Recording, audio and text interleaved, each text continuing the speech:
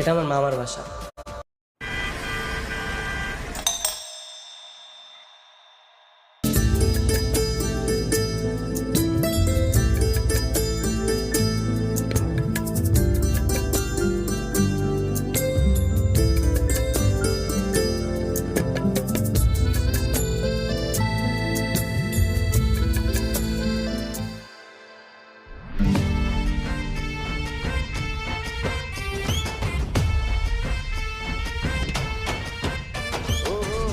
এটা আমার মামার বাসা। আমার খুব সুন্দর একটা মামাতো বোন আছে, কিন্তু তবুও এ বাড়িতে আমি প্রায় 7 বছর ধরে আসি।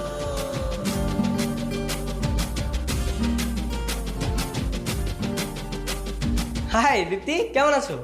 তুমি কি আমাকে চিনতে পেরেছো? আমি কিন্তু তোমাকে ঠিকই চিনতে পেরেছি। হ্যাঁ, আচ্ছা চলো ভিতরে যাই। আরে দাঁড়াও দাঁড়াও দাঁড়াও, জুতা পরে ভিতরে যাচ্ছ কেন? আজব, জুতা পরে যাবো না? এটা আমার মামার বাড়ি, আমাকে কে কি বলবে? আর তোমাকে দেখে এরকম নার্ভাস লাগছে কেন? হ্যাঁ, মনে হচ্ছে যে আমি তোমার বাসায় না, তুমি আমার বাসায় এসেছো। আসো।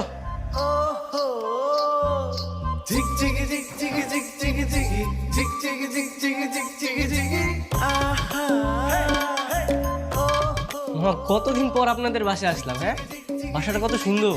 দীপ্তি, জি বাবা। তুমি দরজা খোলার জন্য দৌড় দিয়ে গেলে কেন? বাসায় কি কাজের লোক ছিল না? সরি বাবা। আরে সরি বলার কি আছে বোকামো। আর মামা, আপনি শুধু শুধু রাগ করছেন কেন? দীপ্তি না হয় আমার জন্য একটু দরজা খুলতে গেছে, তাতে প্রবলেম কি? তুমি বাসার মধ্যে জুতো পরে ঢুকেছো?